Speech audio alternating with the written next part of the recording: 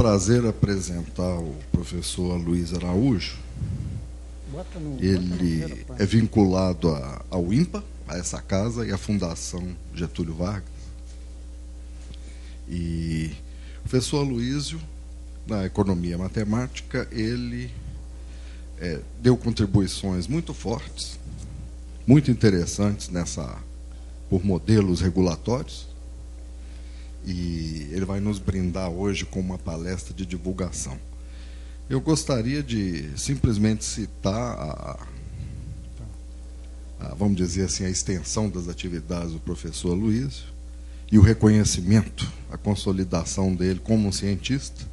Ele é um membro da Academia Brasileira de Ciências, um membro da Academy of Arts and Sciences dos Estados Unidos e também um membro da National Academy of Sciences dos Estados Unidos. Então, é uma pessoa que deu contribuições muito fortes. Luiz.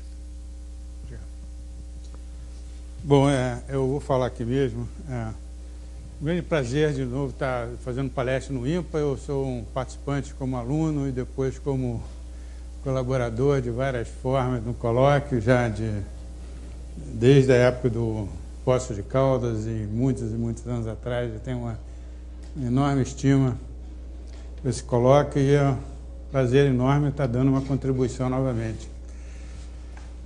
Eu vou falar hoje sobre essa crise que nós estamos vivendo, né, nos últimos tempos. É obviamente muito difícil, mas ela continua a ocorrer. Hoje eu li nos jornais que a rainha da Inglaterra interpelou a comunidade inglesa e eles responderam uma carta interessante, dizendo que mentes brilhantes falharam.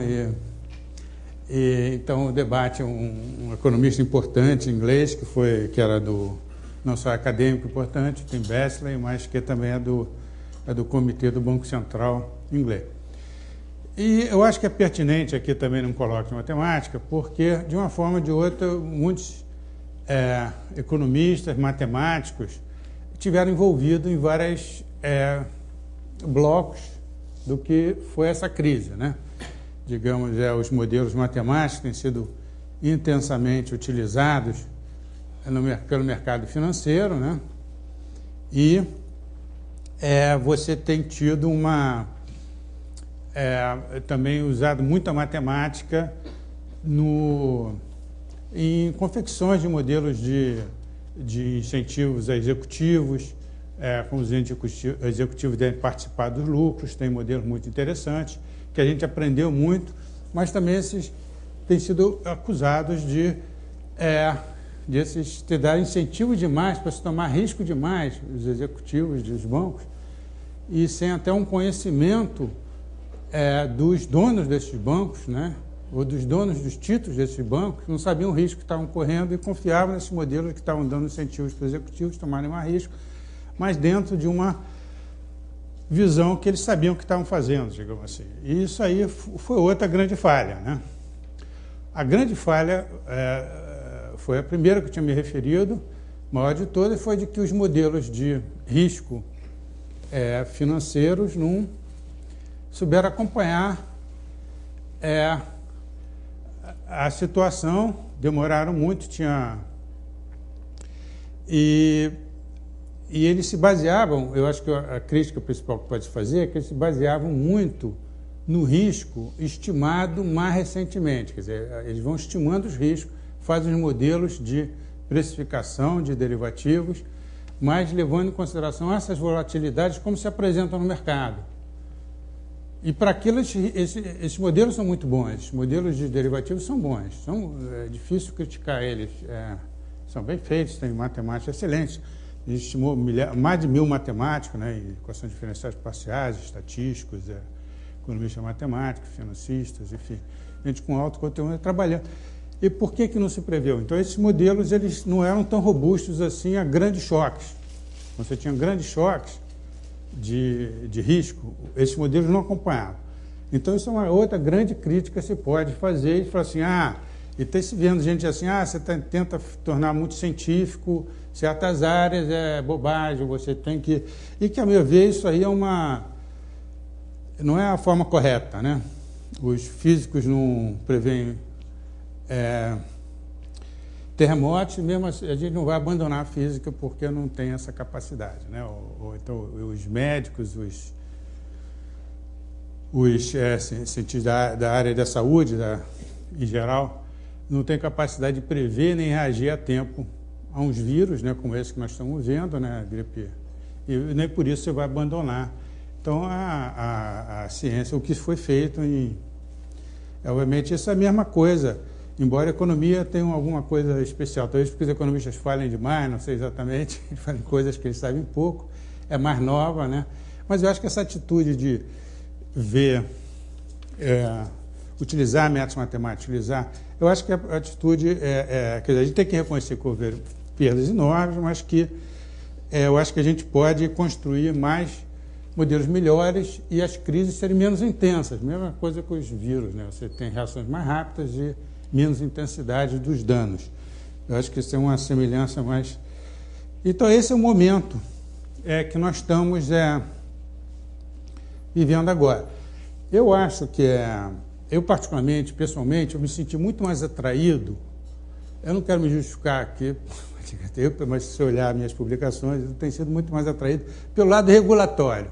Eu nunca me envolvi tanto no lado do mercado financeiro, de fazer esses modelos, por uma razão ou de outra. Em primeiro lugar, acho que eu tinha muito engenheiro, muito matemática aplicada envolvida, eu achava um desafio intelectual, assim, que para mim eu achava melhor o outro. Então, eu trabalhei como consultor no Banco Central, muitos anos, na lei de falência, de expansão de crédito, e pouco antes a gente tinha terminado um projeto de lei que ia fazer um novo projeto de lei de liquidação bancária, que justamente pega toda essa parte de regulação bancária, e esse projeto terminou eu era o único membro fora do Banco Central, ainda não está público, talvez esteja nos próximos meses, mas terminou em julho de 2007, antes da crise.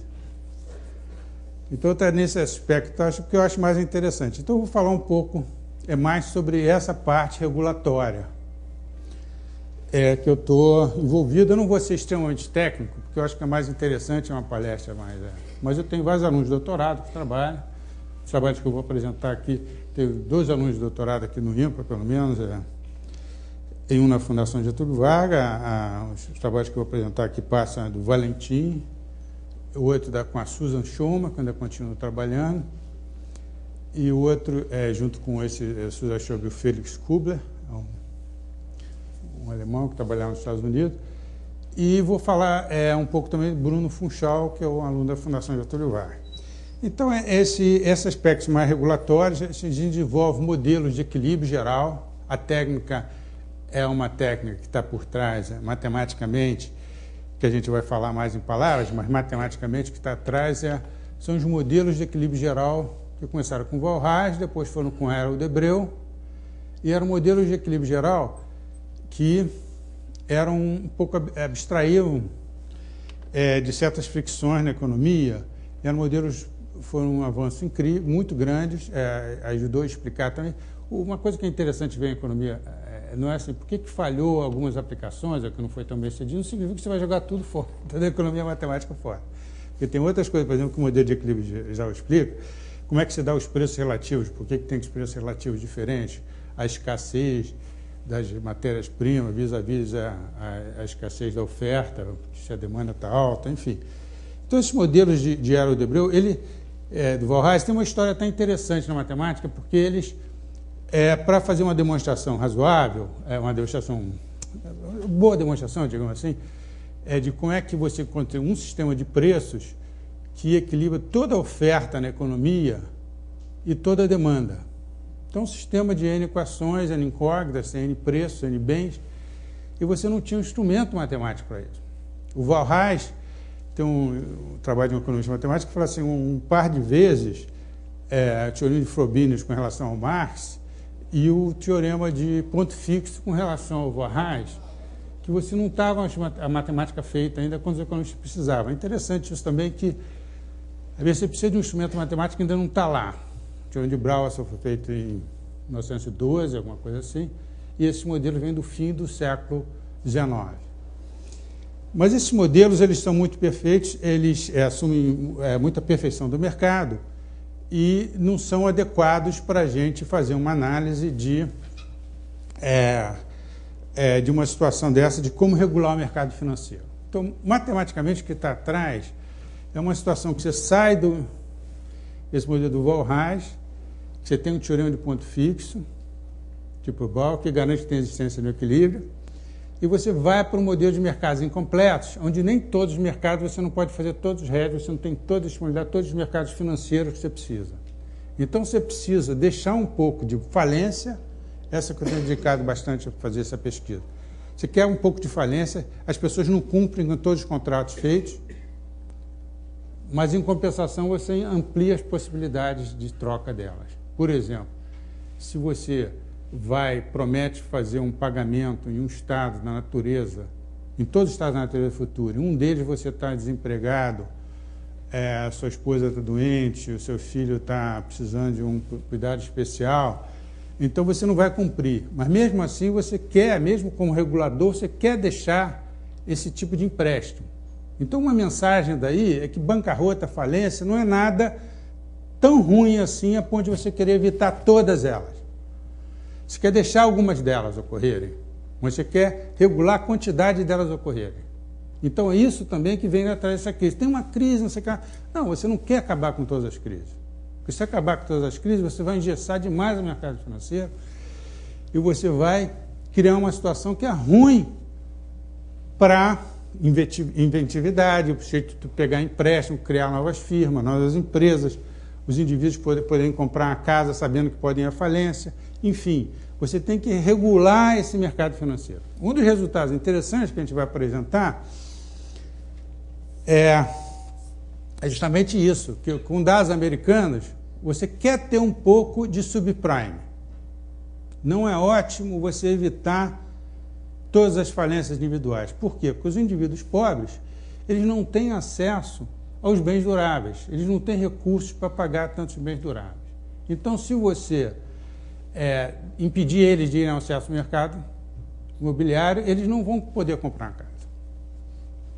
Então é interessante isso, a gente vai ver, vamos para o mais rico da sociedade americana, ele fez uma calibração, usou um modelo de equilíbrio geral, um modelo teórico, mas ele botou os dados como se fossem os dados americanos. E é um resultado interessante desse trabalho com a Susan e com o Kuber, por exemplo, que é bom para o cara mais rico, o banqueiro, porque ele tem a taxa de juros e ele se protege contra esse estado ruim que tem uma crise de subprime. E, ao mesmo tempo, é bom para o sujeito mais pobre que ele tem acesso à moradia. Agora você não pode exagerar, né? Agora, no Brasil, a gente está indo na direção de facilitar muito mais. Antigamente, só se financiava até 70% do valor do imóvel. Atualmente já está para 90%, talvez até total valor do imóvel. Porque você quer justamente ter uma política social de... Até que ponto você vai ter risco ou não, é esse tipo de modelo que a gente, estudando, não é tão fácil assim calcular esses equilíbrios em dimensão N, porque tem muitas descontinuidades e numericamente não é tão fácil, né? Mas esse é um dos méritos que a gente conseguiu fazer nesse modelo, com essa programação até do Mário Martínez, né, de Campinas.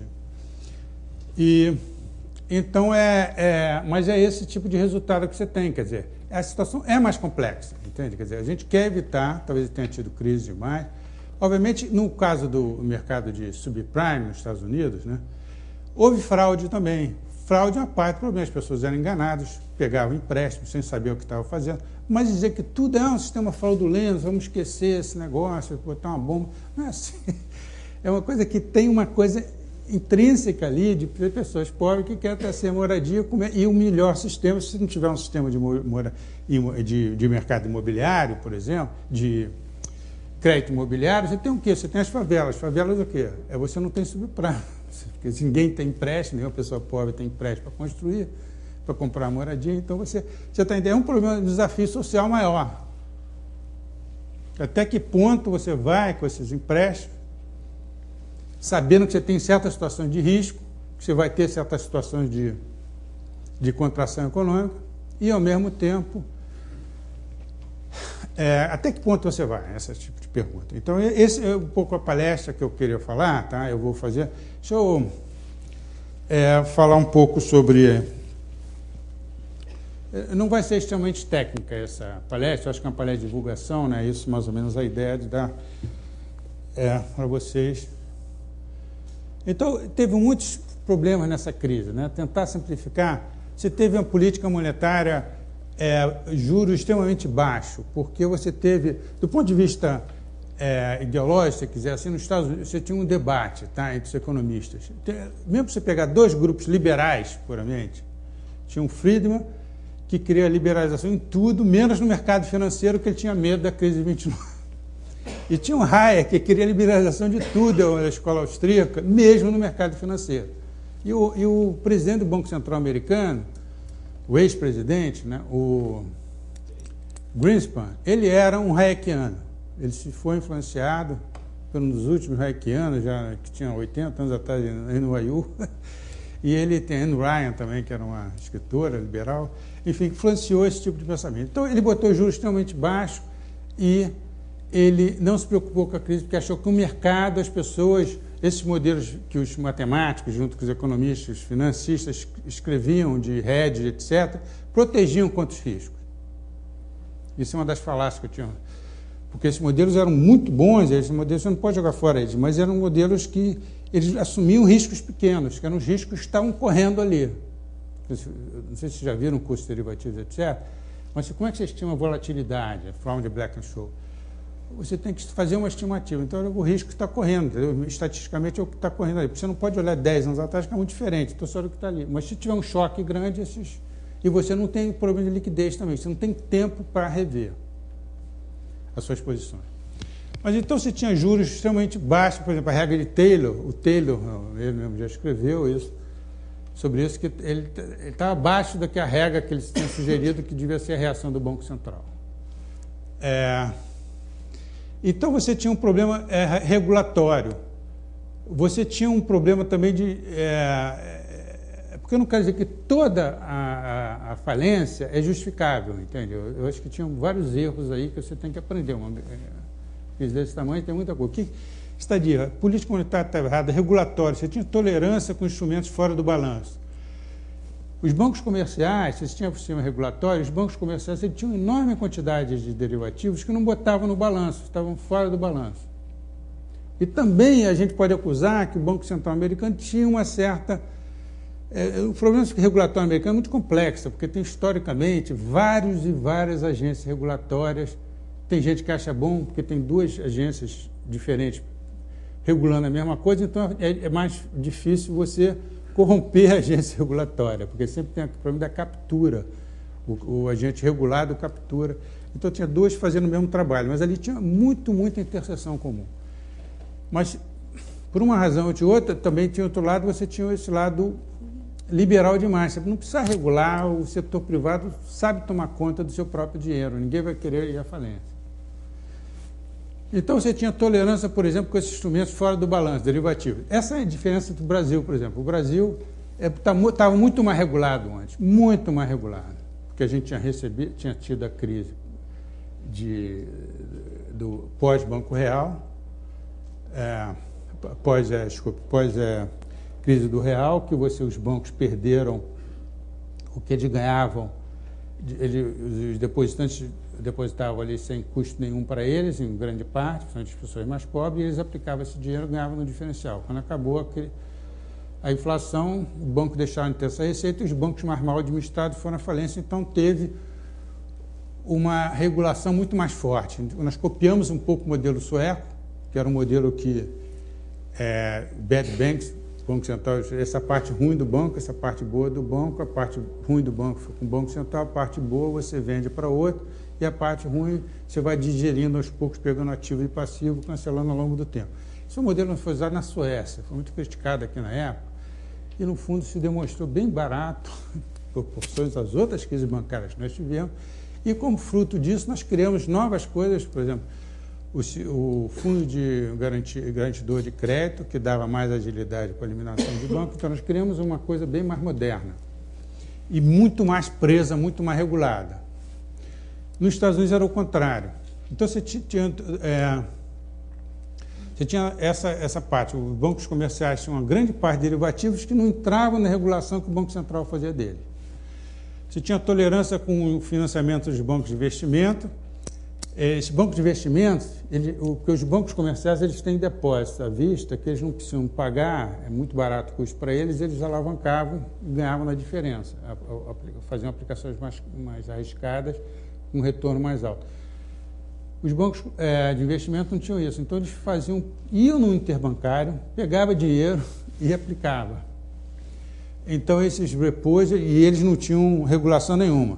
Foi até interessante que eu vi um artigo que dizia que o próprio Paulson, que era o secretário de Tesouro americano, 3 anos antes da crise, ele estava, ou 4 anos, poucos anos antes, ele estava como representante da Goldman Sachs, que tinha ido na CVM americana, no SEC, protestar contra a regulação de banco de investimento. Então, ali naquela pressão que todos os grandes bancos foram ali, comandados pelo Paulson, e tiraram todos os tipos de regulação nos bancos de investimento. No Brasil, toda instituição financeira, por exemplo, é regulada.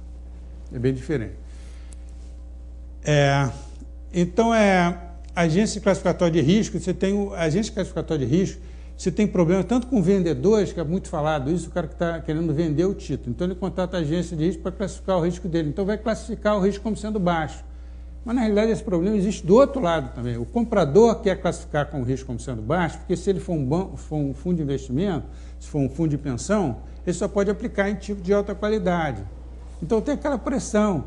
Aí você tem a pressão pelo lucro. Essas agências têm a opção de acionistas, e se uma começa a dar lucro porque está mais facilitando e a outra não está, então você tem um problema econômico interessantíssimo aí, de como se regular essas agências classificatórias de risco.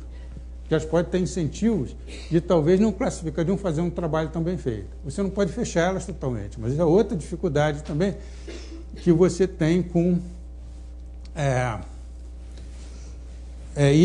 todas essas você tem modelos matemáticos quando eu organizei um congresso aqui em novembro do ano passado, alguns especialistas vieram aqui e falaram sobre algumas dessas de fazer modelos de principal e agente, para diminuir o risco que trazem agência de risco.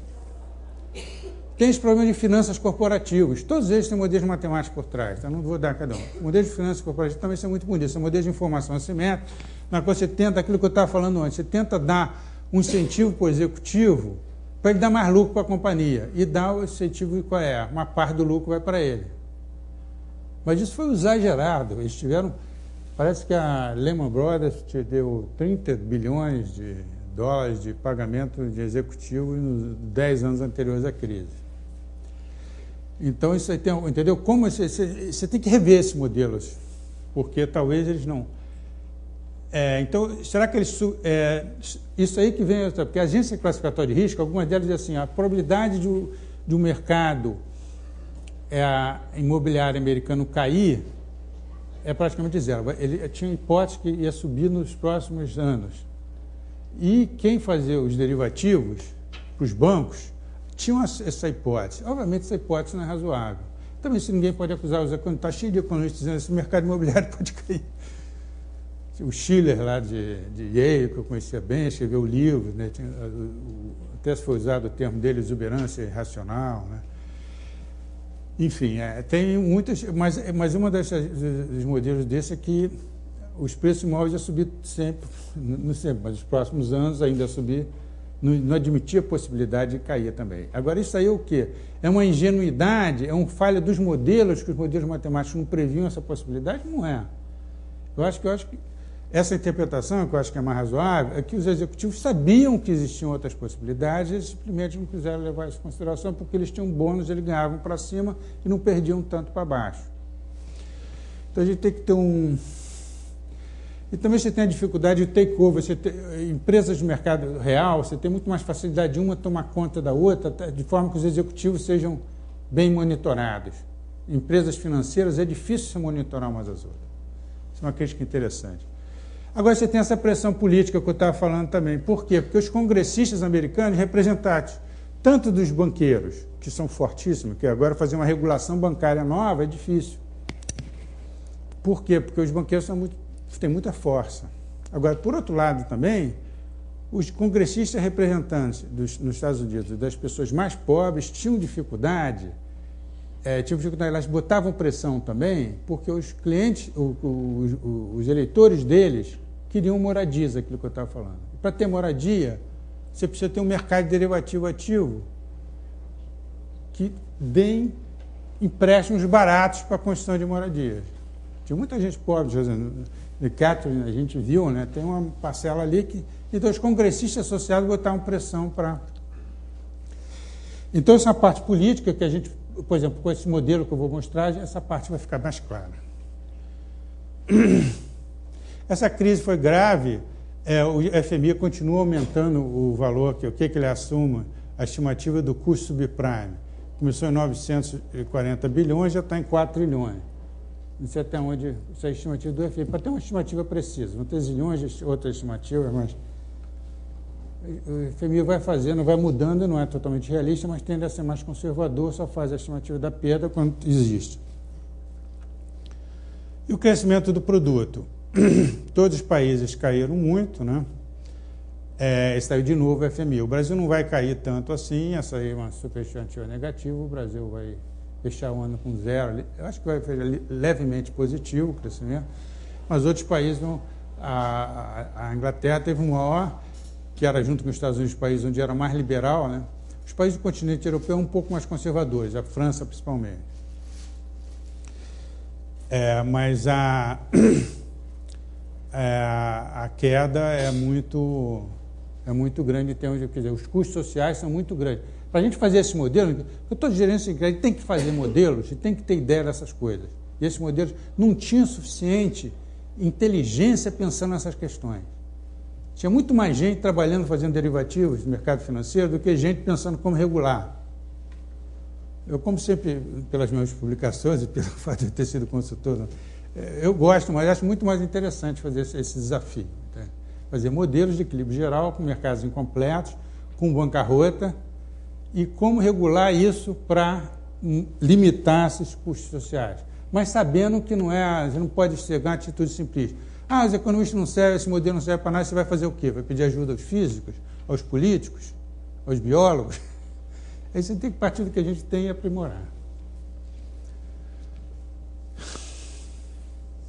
Então, essa daí já está um pouco, essa é mais... Então, essa crise é complexa, tem vários fatores. Eu estava falando que desde as agências regulatórias, dessa tradição de múltiplas agências de regulatórias americanas que não cobriam, o Fed não tinha capacidade de intervir em todos os bancos como devia ter. Isso aí está sendo sanado, tem vários países apresentando reformas regulatórias importantes, os Estados Unidos, você vai unificar algumas agências, vai dar mais força para outras,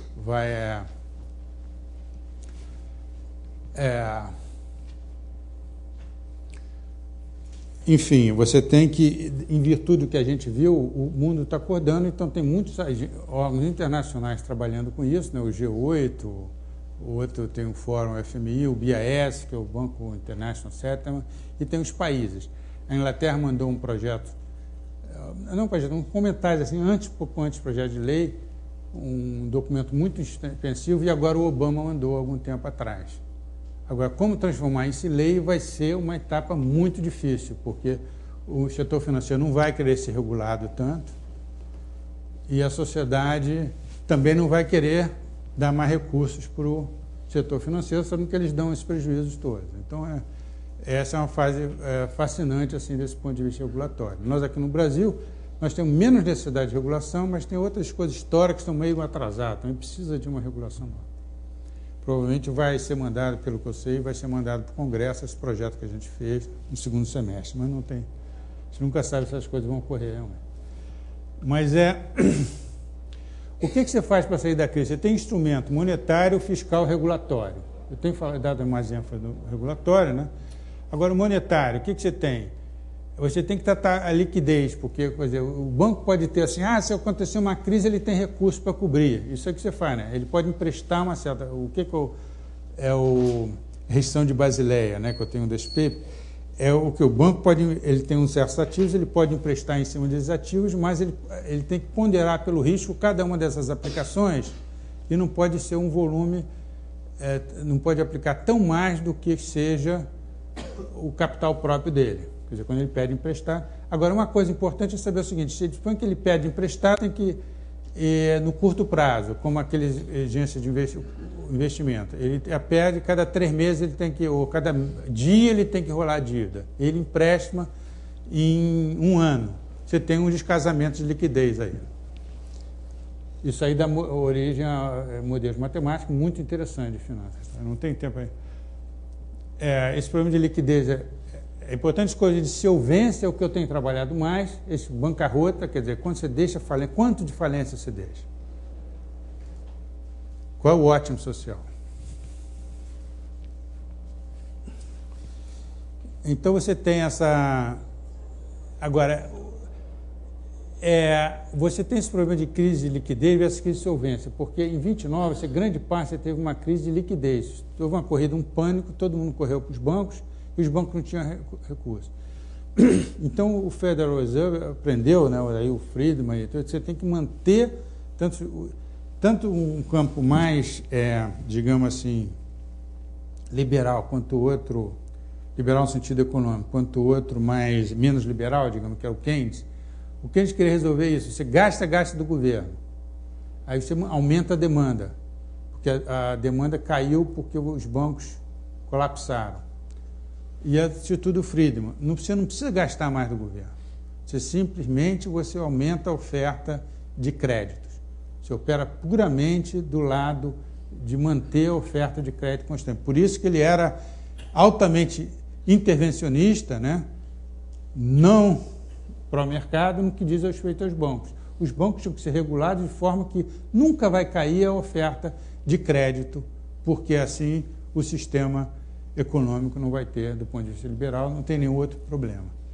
O Keynes diz assim: não, quando você tem essa queda de demanda, não é só oferta de crédito, você tem que também o governo gastar mais. Isso dá uma consequência importantíssima, porque muitas vezes esses gastos feitos de última hora não são de boa qualidade, e depois o público tem que pagar. Tem muito lobby também: não, a gente precisa de dinheiro, tem a crise, não sei o que lá, e você gasta uma opção de coisa. Aqui no governo brasileiro, no caso brasileiro mesmo, você que fez uma opção de gasto, que, a meu ver, não são justificadas, e você podia ter cortado impostos, por exemplo, imposto sobre o trabalho. Enfim, é uma questão grande isso daí. O que faz numa época de pânico? Mas, de qualquer jeito, uma característica importante é que não foi só a crise de 29, a crise de liquidez. Os economistas tinham muito mais problemas de métodos de liquidez. O que eu fico contente de estar trabalhando é a questão de solvência. Os bancos ficaram insolventes porque eles tinham empréstimo altamente alavancado, quer dizer, se caísse 1% ou 2% do valor da casa, eles já perdiam todo o capital dele, porque o seu derivativo é em cima de 5%, se caiu 5%, acabou seu derivativo. Você tem isso na carteira, porque eles diziam que pegavam isso e passavam para terceiro, mas nem sempre eles passavam. Muitos eles acumulavam no próprio portfólio. Então é um problema de solvência.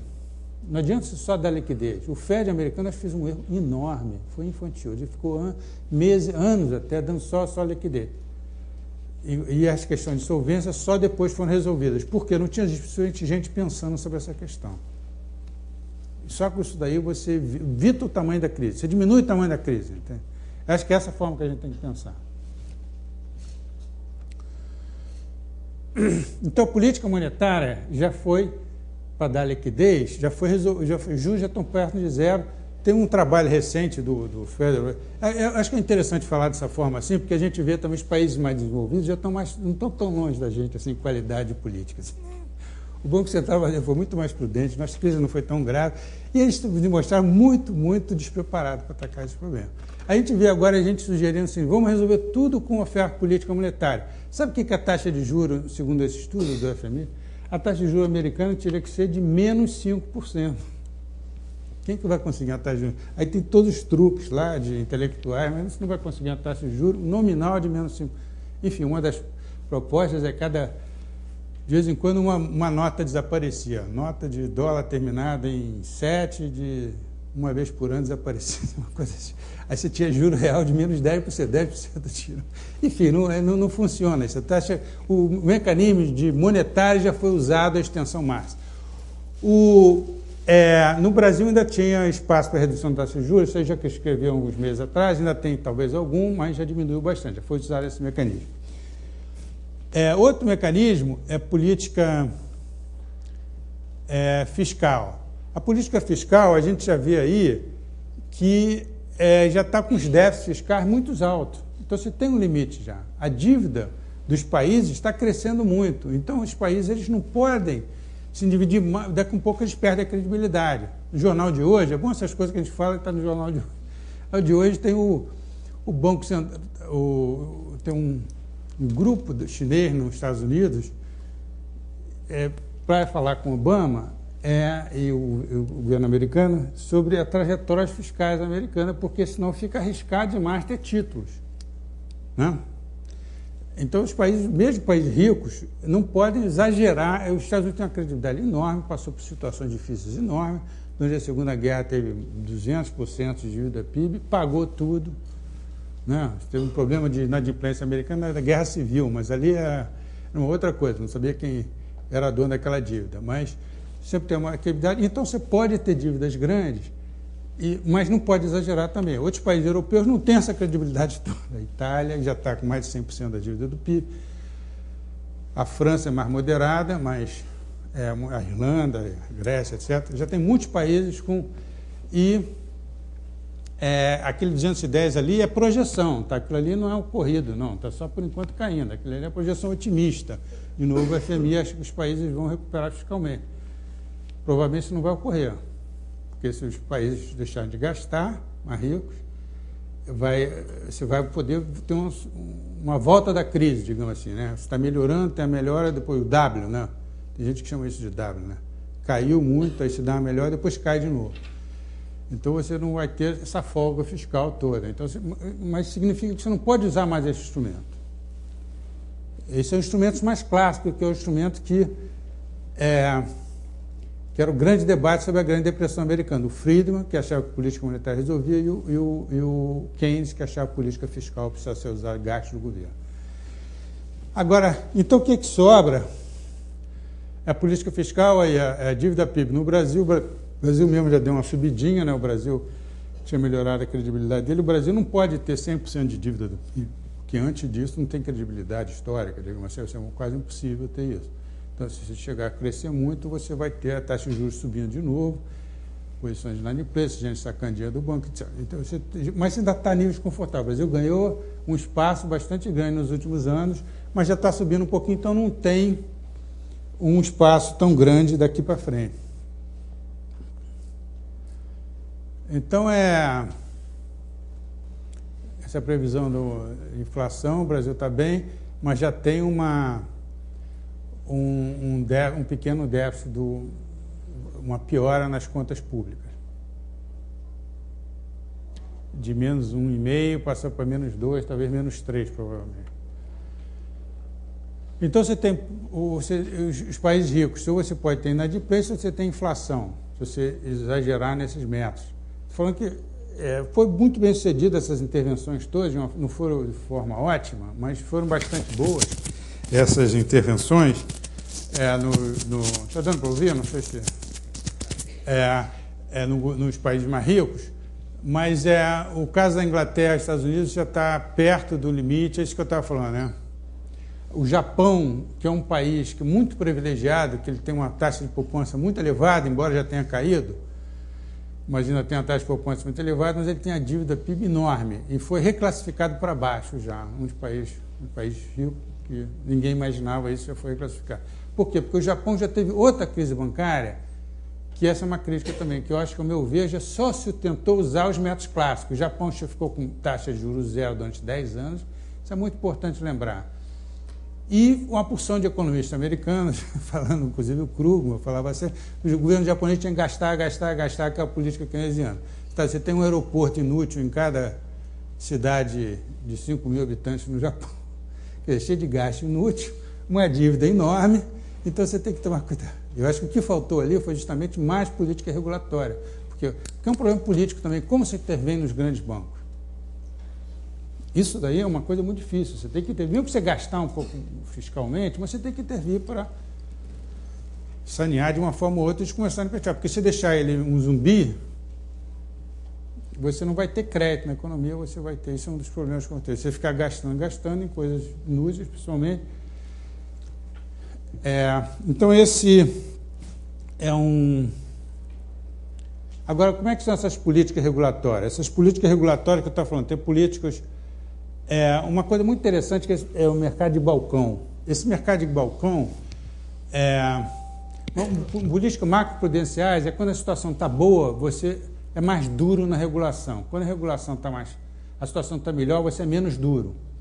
Isso, o banco, que estava no meu congresso aqui também, um dos responsáveis por isso, no Banco da Espanha, a Espanha tem sido muito bem acreditada, que obrigava a se fazer mais provisões quando a situação estava boa. O cara que teve aqui, o Repúlio, e falando sobre isso, nessa sala mesmo aqui, há uns meses atrás. Mas, enfim, então é uma coisa que se tenta se copiar, mas é difícil saber o que significa uma situação boa. O Brasil não tinha crédito nenhum, começou a expandir crédito. Aí vai já classificar, não, você já tem crédito demais. Não, mas você partiu do muito baixo. Então é difícil ter essa sabedoria. Mas uma coisa interessante que o Brasil fez foi isso. O Brasil exigiu taxas de recolhimento de compulsório, quer dizer, quantos bancos tinham que recolher no Banco Central do depósito feito neles, enormes, que nenhum país tinha. E parecia um total absurdo, mas foi extremamente sábio, porque na crise você liberou esses depósitos compulsórios. Você não precisou nem botar dinheiro público. Outra coisa que você precisa é uma melhor regulação, regulação do mercado de balcão. Isso é uma coisa muito interessante, porque o que acontece no mercado de balcão? Você tem isso, de novo, era mais bem regulado no Brasil, porque quem faz um mercado de balcão, se tem uma instituição financeira envolvida, você é obrigado a registrar no Banco Central. Nos Estados Unidos, não. Você só tem então você tem uma ideia, isso aí não significa que nós fomos perfeitos também, porque tivemos muito mercado de balcão, uns prejuízos enormes das empresas reais, 30 bilhões de dólares, não é isso? Agora, o que acontece no mercado de balcão? Ele é feito totalmente nos Estados Unidos, ele é feito entre duas partes, e os bancos eles têm lucros maiores sobre isso, então eles têm um poder de monopólio, então você vai fazendo entre as partes, você quer uma posição, você quer vender dólar, depois você quer comprar, e você tem 2 contratos no banco. Aí os riscos vão crescendo. Se você faz isso em bolsa, você compra dólar, depois você vende, você cancela. O teu risco residual fica muito menor. Então, se fazer via balcão versus, em vez de fazer via bolsa, você gera riscos muito maiores. Então, os riscos sistêmicos aumentam muito. Eu vou apresentar uns dados aqui. Eu estou fazendo um modelo para tentar botar isso dentro do modelo matemático equilíbrio geral. Regulação hipotecária, quer dizer, quando você deixa que o indivíduo, quando você requer que o indivíduo bote do próprio bolso, quando você requer que ele bote do próprio bolso 30%, o valor do imóvel pode cair 30%, que ele não vai querer devolver para o banco o imóvel dele. O mercado hipotecário, que é um mercado lindo do ponto de vista até de teórico de equilíbrio geral, você gera mercados completos só com hipotecas, só com mercados, é lindo isso. Então, o que você faz? É um empréstimo que você pega dinheiro do banco e você dá com garantia um certo bem durável. E quando o valor da sua dívida está abaixo do preço de mercado do bem durável, você paga a dívida. Mas quando a dívida está acima do valor de mercado do bem durável, você devolve o bem durável. Então, com esse tipo de mecanismo, você gera uma opção de riqueza, ou seja, o grosso do empréstimo nos Estados Unidos é feito através do mercado hipotecário. Isso aí 80% dos empréstimos é feito dessa forma. Mas para você ser mais prudente, o Banco Central podia dizer o seguinte: você tem que botar do seu bolso 30%, que aí se cair até 30%, você não vai devolver o bem. Então você não vai criar uma crise de subprime.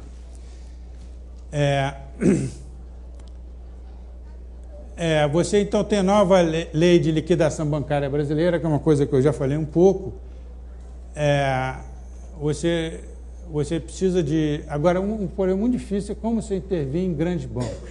Os grandes bancos eles são muito políticos, fortemente políticos, E o Banco Central americano não se vê incapaz. Como é que ele vai gerenciar, de repente, o Citibank? Ele não sabe o que tem lá dentro. Então, porque do ponto de vista intelectual é muito complicado. Porque se todo mundo sabe que um banco, quando é grande demais, ele não pode ir à falência, porque ninguém vai saber como intervir nele, porque ele vai provocar uma crise sistêmica, o que acontece? Os grandes bancos levam uma vantagem enorme, é ou não é? Porque todo mundo já sabe que ele não vai acabar à falência, então todo mundo vai botar o dinheiro lá. E, portanto, ele vai ser privilegiado, portanto, ele vai crescer mais ainda. É o chamado too big to fail. É um banco grande demais. Isso ocorre na prática. O Lehman Brothers nem era tão grande quanto o Citibank, o Banco of America, etc. Mas mesmo assim você deixou ele quebrar porque justamente você queria evitar esse problema. Chamado de azar moral. Os economistas matemáticos entenderam muito bem essa questão. Quer dizer, o incentivo que você dá para um indivíduo, como você sabe que ele vai salvar ele. Aí ele toma muito risco. A probabilidade de falência é uma função, a probabilidade de falência é endógena, entende? Que é uma função de quanto você vai salvar ele. Isso ocorre muito, isso é uma das descobertas científicas mais interessantes em economia, o azar moral. Já deu uns 2 prêmios Nobel, provavelmente vai dar alguns outros. Mas não é só questão bancária, parece a questão de seguro, etc, etc. É uma questão nova, que não é histórica dos economistas, é uma questão descoberta antigamente, mais recentemente. Então, foi o Lehman Brothers. Você falou assim, não, assim, tudo quanto é banco vai tomar tudo quanto é risco, porque sabe que nunca vai à falência. Não, vamos deixar esse cara... Mas aí você prova como é risco sistema. Não, todo mundo pode ir à falência agora. Então perde a confiança. Então é um problema muito difícil. Intrinsecamente difícil. Não é que eu tenho um bando de pessoas idiotas lidando com o problema. Entende? Houveram falhas, mas é um problema, são difíceis de tratar. Então, como você faz intervenções financeiras de grande porte? Talvez tenha gente sugerindo, você não deixa então essas instituições crescerem muito, deixa todos só bancos médios. O banco médio e pequeno você pode quebrar à vontade. Não é vontade, porque também você pode dizer, um achar que o outro está ruim, o outro também está, mas enfim, mas é mais fácil. Então, como se regula as instituições grandes? É uma coisa complexa. Tá? Por outro lado, se elas são mais eficientes, você quer deixá-las operando.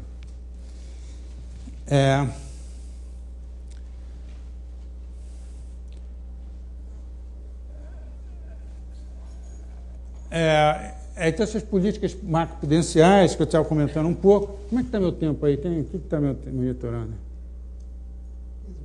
15 minutos. Tá. Então, essas políticas macroprudenciais. Então, você quer regular o requerimento de capital, quer dizer, você exigir mais capital. O Brasil exigia 11% de capital próprio sobre investimento. Nos Estados Unidos era 8%, e como os bancos se enganavam, na realidade é equivalente a 4%, 5%.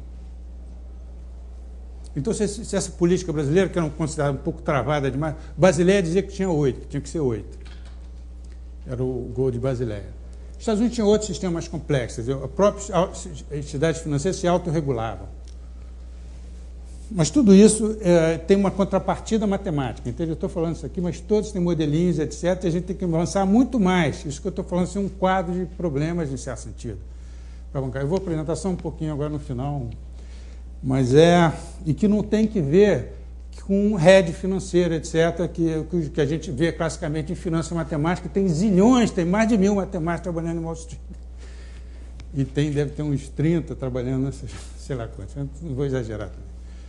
Mas porque tem um argumento que diz o seguinte, um argumento liberal, diz, não adianta você regular o mercado financeiro, porque ele sempre vai burlar. Eu não acho que é verdade isso. Você sempre pode dizer assim, não adianta você criar sistemas muito de defesa de joalherias, que sempre vai ter um furto de joia, né? Mas eu só vejo furto de joia. Aconteceu um na França. Mas geralmente quando você vê um furto de joia muito espetacular, é no cinema, né? Então, a polícia conseguiu conter. Então eu acredito em política regulatória, entendeu? Eu acredito que essa ideia de que não adianta regular nada, que tudo vai ocorrer um pouco, com menos intensidade, com menos gravidade. Então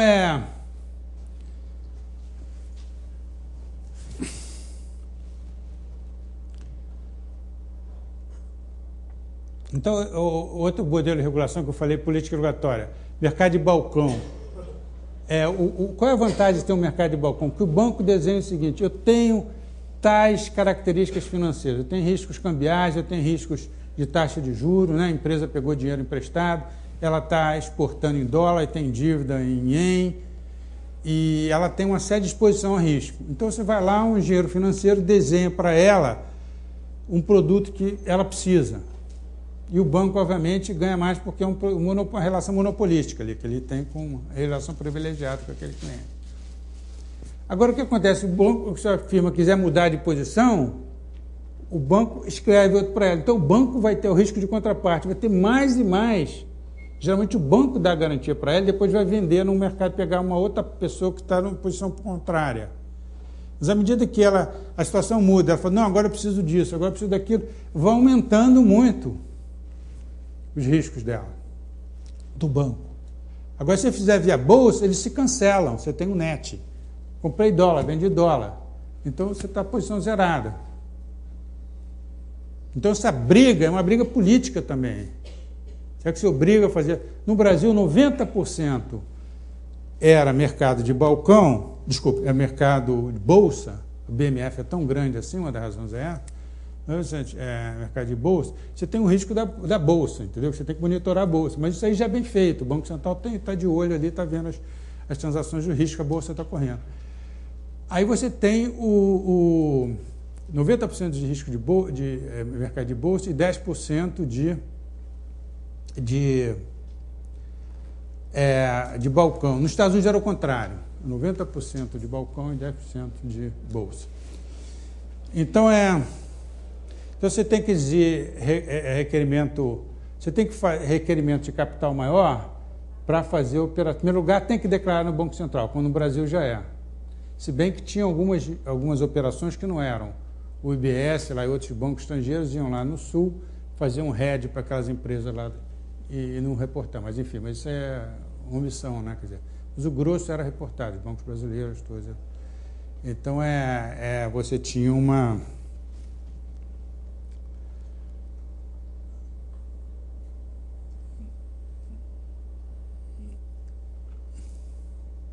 Agora, esse risco de contraparte, só para te dar a ideia do tamanho desses derivativos.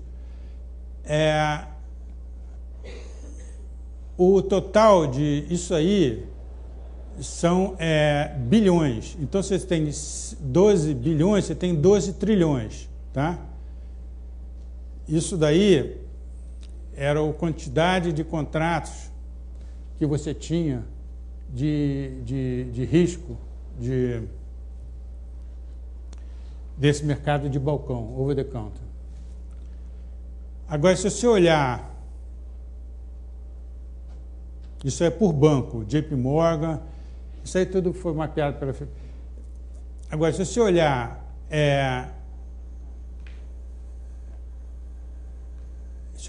o valor nocional disso, esses números tem muita gente que acha que você está falando errado, são 600 trilhões de dólares, 600 trilhões de todos os mercados de balcão.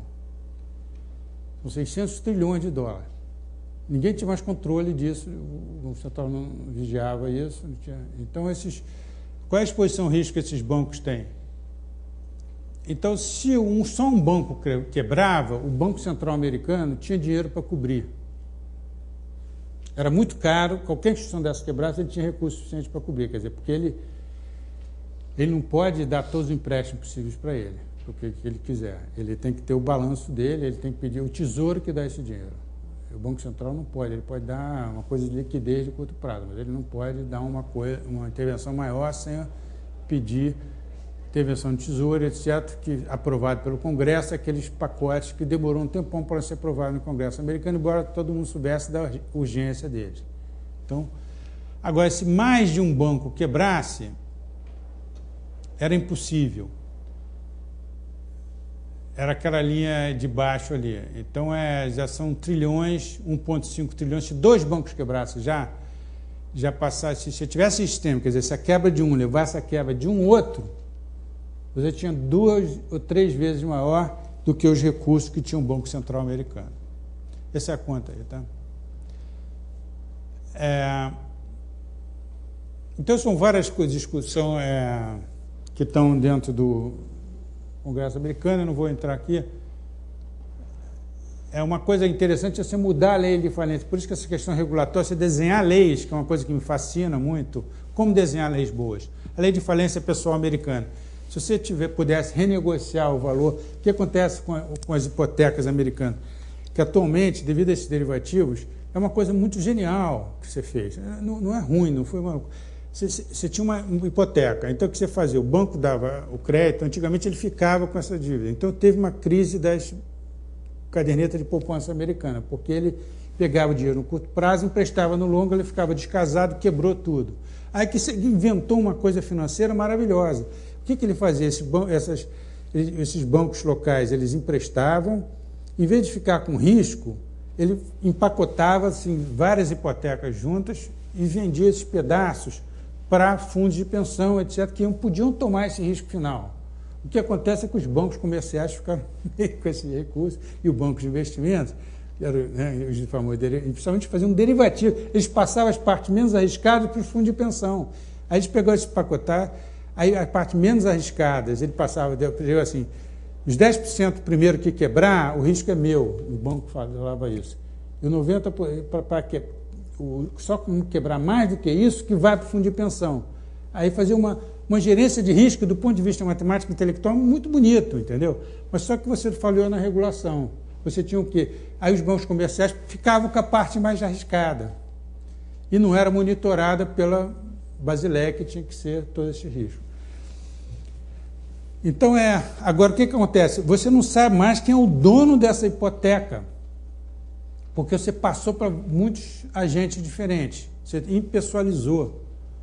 Então, mesmo se o banco quiser negociar com o morador para falar, não adianta, se eu pegar a tua casa, vou ter que vender, vou perder um dinheirão. Vamos renegociar para baixo o valor da sua dívida. O banco não pode fazer isso, porque não tem um banco que é dono, são zilhões de bancos. Agora, uma solução possível para isso é o quê? Você ter uma lei de falência pessoal mais ampla, que nos Estados Unidos só incorpora os créditos não segurados. Aí, se passar a incorporar as hipotecas também, então o juiz pode fazer essa negociação. Então, é uma coisa, mudança regulatória que vai evitar milhões e milhões e milhões de pessoas. Então, só um desenho de uma lei que você precisa de um modelinho, de ver até onde você vai, etc. Eu fiz um estudo, por exemplo, com esse aluno meu, eu vi que os estados americanos, eles são muito mais duros que os outros. Cada um, a lei de falência corporativa é unificada nos Estados Unidos. Agora, as leis de falências pessoais são feitas de estado a estado. Então, um estado é muito mais do que um estado lá no Texas, lá que o cara podia ter a casa. Não, que a casa é sagrada. No Brasil é assim também, a casa você não pode levar. Aqui tentou mudar, depois foi vetado na última hora, não nem falar o que... Mas, enfim, sua casa é 100 milhões de dólares. O dono da Enron tinha uma casa dele, o lar, proteção do lar, de 100 milhões de dólares. Porque no Texas não tinha elevador limite superior para esse. Entendeu? Você tem que calcular qual é o limite superior de um valor de uma casa que você acha razoável que o indivíduo não seja levado à falência. Não é quando você tem a hipoteca sempre pode, mas quando você tem a dívida médica, quanto você pode levar.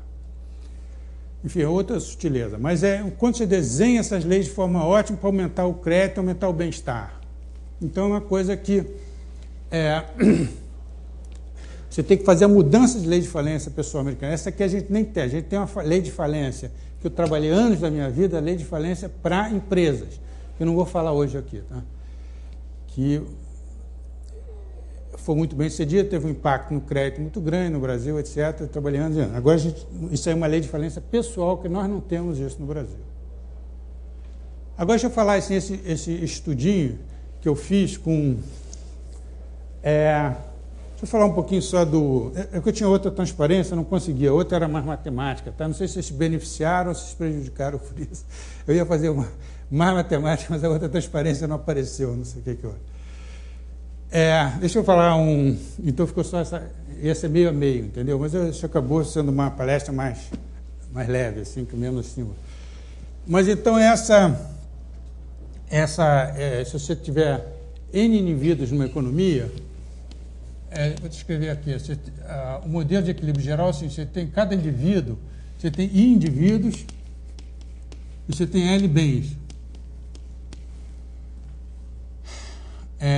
Vou chamar assim, S estados da natureza. Você tem hoje e amanhã. Então, você tem as dotações iniciais, você tem hoje e amanhã. Amanhã você tem esse estado da noite. Então, você tem S mais 1 bens. Então, você tem I indivíduos e você tem as preferências desses indivíduos, que são pré-ordens no espaço RS mais 1 mais vezes RS mais 1 mais. Então, você tem essas dotações iniciais, ele tem uma quantidade de cada bem hoje e amanhã, e tem essas preferências pré-ordens, que ele mede o que é um bem, uma cesta de bem é melhor que a outra. Depende uma das coisas que depende, você pode pensar fonomógrafo, que ele tem a probabilidade maximum de cada estado da natureza ocorrer, e implicitamente ele vai dizer que ele prefere mais estado da natureza porque ele acha que é mais provável que ocorra. Isso tudo está implícito nessa pré-ordem aqui, né? Pode ter essa pré-ordem tipicamente tem uma representação com uma função de utilidade, que representa essa preferência. Com continuidade da pré-ordem, você tem essa existência de uma função de utilidade. Então, você tem I variando de 1 até I, L de 1, desculpa.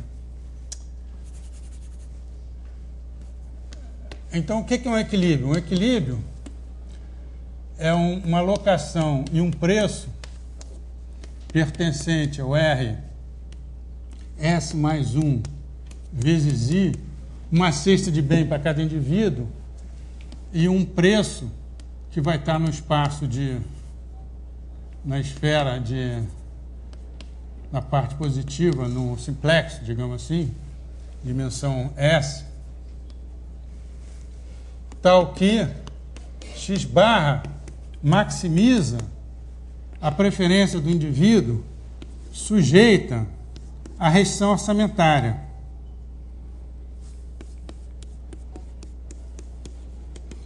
Ele vende os bens que ele tem hoje, no futuro, e ele compra os bens que ele quiser, mas ele não pode suplantar a restrição orçamentária dele. E